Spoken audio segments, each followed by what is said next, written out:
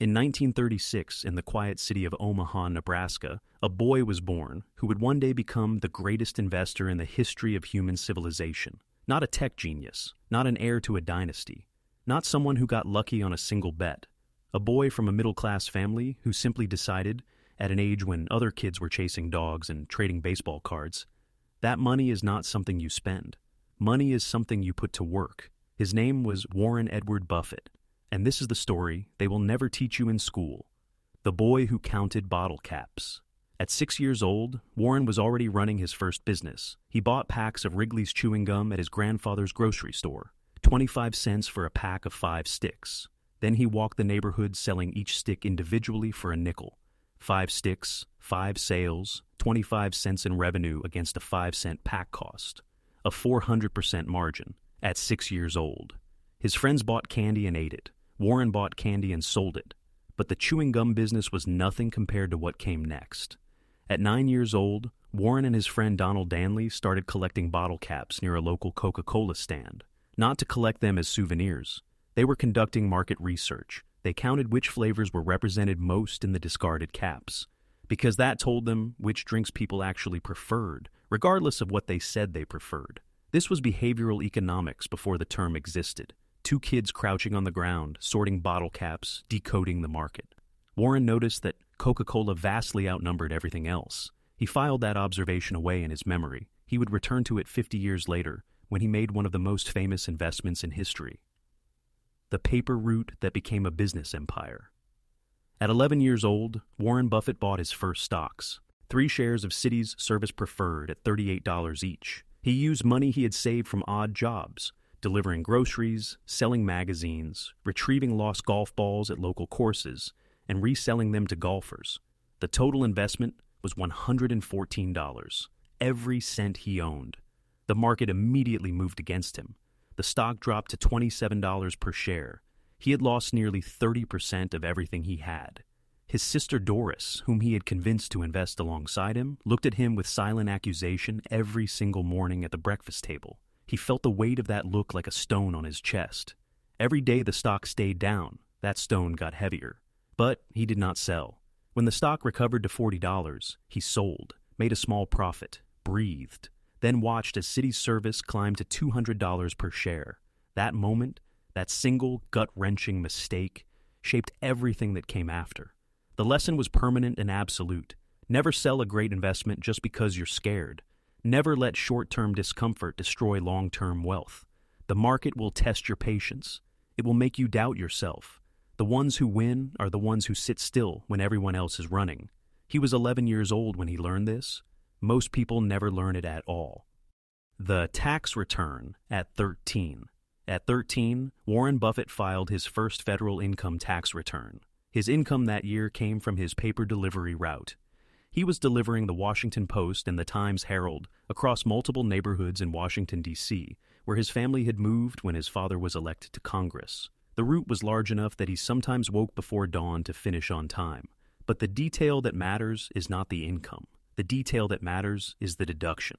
Warren listed his bicycle as a business expense. A legitimate deduction, it was the tool he used to deliver newspapers. He calculated the depreciation and wrote it off accordingly. 13 years old. Tax optimization. While his classmates were struggling with long division, this was not precocity for its own sake. This was a fundamental understanding that most people spend their lives ignoring. The distance between gross income and net wealth is determined by how intelligently you manage expenses, taxes, and systems. Earning more money is only half the equation. Keeping it is the other half. The teenager who earned more than his teachers. By 16, Warren Buffett had accumulated over $53,000 in today's equivalent. In the mid-1940s, that was a sum that would make most adults in his neighborhood stop and stare. He had expanded his paper route operation to the point where he was delivering to over 500 households across multiple routes simultaneously. He did not run the routes himself anymore. He had hired other boys to do the physical work while he managed the logistics. At 16, he was already an employer, an operator, a systems thinker. He and a friend also purchased a used pinball machine for $25 and installed it in a local barber shop, splitting the revenue with the owner. The machine earned enough money in its first month that they bought a second one, then a third. Within a year, Warren Buffett owned a small fleet of pinball machines generating passive income across multiple locations in Washington. Passive income at 16. Before most people his age had their first summer job. His income that year exceeded what most of his high school teachers earned. He was sitting in their classrooms, listening to their lessons, while quietly earning more than they did. He never told anyone. There was no arrogance in it, just a quiet, burning certainty that this was only the beginning. Harvard said no. Now comes the part they never put in the motivational posters. In 1950, Warren Buffett applied to Harvard Business School. He traveled to Chicago for a 10-minute in-person interview. He was turned down on the spot. The admissions officer told him he was too young, too immature, not ready. Let that land for a moment. The man who would become the greatest investor who ever lived, whose track record would eventually span 7 decades of unbroken wealth creation, was told by Harvard Business School that he was not good enough to attend. He was 20 years old. He had been running businesses since he was 6. He had studied every major work on investing he could find. He had already demonstrated a sophistication with markets that most professional investors never develop. Harvard said no. He took a train back to Omaha. He was quiet for the entire journey. He later admitted that at the time, he was devastated. Not because of Harvard itself, but because of what the rejection meant. The path he had imagined for himself had just been closed. But on that train, he did something that changed everything. He opened a university catalog and started reading, and he found a name in the Columbia Business School faculty listings: Benjamin Graham, the only A+ in 22 years. Benjamin Graham was the father of value investing. His book, The Intelligent Investor, was published in 1949, and Warren Buffett had read it at 19 and described it as the best book about investing ever written. He had read it multiple times. He had filled its margins with notes. When he discovered that Graham was teaching at Columbia, he did not hesitate for a single day. He applied immediately. He was accepted. Benjamin Graham had been teaching at Columbia Business School for over 2 decades. In all that time, across hundreds of students who had passed through his classroom, he had never once given a grade of A+. Warren Buffett was the first student in 22 years to receive that grade. Graham's method was simple in theory and brutally difficult in practice. You study a company's financials until you know them better than the company's own management does. You identify the intrinsic value of the business, what it is truly worth, independent of what the market says it is worth. Then you buy it only when the market is offering it at a significant discount to that value. You wait. You let the gap close. This was not exciting. This was not the fast-paced world of tips and rumors and gut-feel trading that most people imagined when they thought of Wall Street. This was homework. Deep, patient, exhausting homework. Buffett loved it. He was built for it. 3 rejections, 1 phone call. A career. After graduating from Columbia, Warren Buffett did something almost no one does when they have found the greatest mentor of their generation. He asked to work for him for free. He wrote to Graham offering to join his investment firm at no salary. He just wanted to learn. Graham declined, politely but clearly. Buffett wrote again. Graham declined again. Buffett wrote a 3rd letter. This time he included detailed analysis of 3 specific stocks that Graham's firm held, identifying what he believed were misjudgments in the current assessments. He was not just asking for a job. He was demonstrating with evidence why he deserved one. Graham called him. From 1954 to 1956, Warren Buffett worked for Graham-Newman Corporation in New York City. He earned $12,000 a year, which was good money at the time, but the real compensation was intangible. He was inside the mind of the greatest investment thinker alive, watching him work, absorbing his principles, testing his own ideas against a man who had seen everything the market could do. When Graham decided to close the fund and retire to California in 1956, he offered Buffett the chance to take over and run the operation. Buffett declined. He was going home to Omaha. He was going to do it his way. 7 people in a living room, Safbelt. 25 years old, $174,000 in personal savings, a wife, a small house, and an absolute certainty that he had found a method that worked. He called his family together, his father-in-law, his aunt, a few friends he trusted. He explained the concept with simple, direct language. Give me your money and I will invest it. I will take no salary. I will charge no management fee. At the end of each year, if returns exceed 6%, I keep 25 cents of every dollar above that threshold. If we lose money, I will make good on the losses from my own account. He was not selling them hope. He was not promising returns. He was offering them a partnership built on accountability, the kind that barely exists in the financial world, where managers get paid regardless of performance. 7 people gave him money, total contributions, $105,000. Buffett Associates Limited was founded on January 1st, 1956, in the living room of his mother-in-law's house in Omaha, Nebraska. No Wall Street address, no corner office, no Bloomberg terminals. Just a man, a desk, stacks of annual reports, and 20 years of accumulated knowledge about what companies are really worth. Dirt, the method that no one wanted to copy. What Warren Buffett did in the years that followed was not complicated. It just required something most people don't have: the patience to do the same boring thing correctly over and over again while everyone around you is chasing something faster and more exciting. He read, constantly, obsessively. He estimated that he spent 80% of each working day reading. Annual reports, financial filings, trade publications, newspapers, biographies of business leaders, anything that told him something true about how companies operated and what they were actually worth. He never went to Wall Street to gather tips. He never attended cocktail parties where insiders whispered about the next big thing. He sat in Omaha, thousands of miles from the noise, and did his homework. When he found a company trading at a significant discount to its real value, when he could see clearly that the market had mispriced an asset due to temporary fear or collective misunderstanding, he bought. Sometimes he bought a small position and watched. Sometimes, when the case was overwhelming, he concentrated heavily. He did not diversify for the sake of diversifying.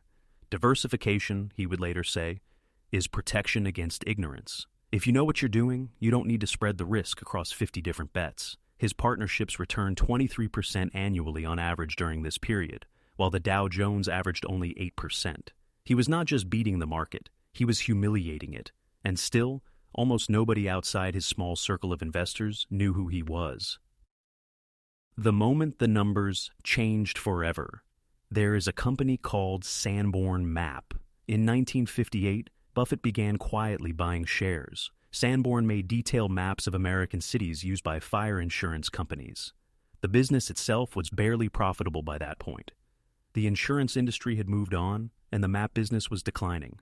But hidden inside Sanborn's balance sheet was an investment portfolio worth $65 per share. The stock was trading at $45 per share. The market was, in effect, giving you the entire investment portfolio at a 30% discount, and throwing in the actual business for free.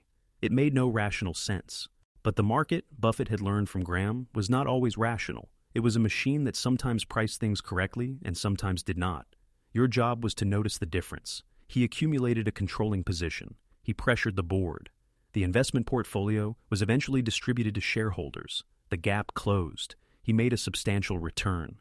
This was the engine running quietly beneath the surface. One mispriced company at a time, one careful analysis at a time, one patient holding at a time. 32 years old, $1 million. By 1962, the Buffett partnership had grown to over $7 million in assets. Warren Buffett's personal share had crossed the threshold, $1 million. He was 32 years old. There was no celebration, no dinner out, no bottle of champagne in the small Omaha office where he had built this quietly, methodically, one good decision at a time. He looked at the numbers. He thought about what they meant, not as an achievement to display, but as confirmation that the system was working. He picked up the next annual report and started reading. This is perhaps the most important detail in the entire story. The $1 million was not the destination. It was a milepost. What Buffett understood, what he had understood since he was a boy counting bottle caps and selling gum stick by stick, is that wealth is not a number. Wealth is a process. The goal is not to reach a certain figure and stop. The goal is to build a machine that compounds indefinitely for as long as you live. The fact that will break your brain. Here is the number that changes everything about how you understand Warren Buffett's story. His current net worth is approximately $130 billion. He earned his first million at 32. By 50, he was worth $370 million, remarkable by any measure, but still, a small fraction of what was to come. 99% of Warren Buffett's wealth was accumulated after his 60th birthday. Read that again. 99%. After 60. This is not a story about genius striking early. This is not a story about a prodigy who figured out something the rest of the world missed. This is a story about compound interest applied with absolute discipline across an extraordinarily long period of time. The returns were not spectacular year by year. They were simply consistent, and they were allowed to run for decades without interruption. If Buffett had stopped investing at 60 and retired to play golf, you would not know his name. He would be a successful, wealthy man, and a historical footnote. He kept going, and the compounding kept compounding. What they should have taught you. Schools teach you to work for money. Buffett's story teaches something different: how to make money work for you. Schools teach you to diversify your effort. Study many subjects, keep your options open. Buffett's story teaches the opposite: find your edge, go deep, and concentrate. Schools teach you that success is linear. You work hard, you get rewarded, you move forward. Buffett's story is not linear. It is exponential. Nothing happens for a long time. Then everything happens at once. The boy in Omaha who woke before dawn to deliver newspapers did not become rich because of those newspapers. He became rich because of what he did with the money those newspapers earned. He did not spend it. He did not leave it in a bank account. He put it to work in businesses that were worth more than the market said they were worth. And then he waited with extraordinary patience for the market to catch up with reality. He has been doing this for over 80 years. He is still doing it now. There is a quote attributed to Albert Einstein, probably apocryphal, but true in the deepest sense, that compound interest is the eighth wonder of the world. Those who understand it, earn it. Those who don't, pay it. Warren Buffett understood it at 11 years old, standing on a street corner in Washington, D.C., watching his first investment fall apart, and choosing not to sell. Every decision that followed was a variation of the same choice. Hold on, do the work, trust the process, let time do what only time can do. He started at 6. You can start today. The only question that matters now is, what are you waiting for?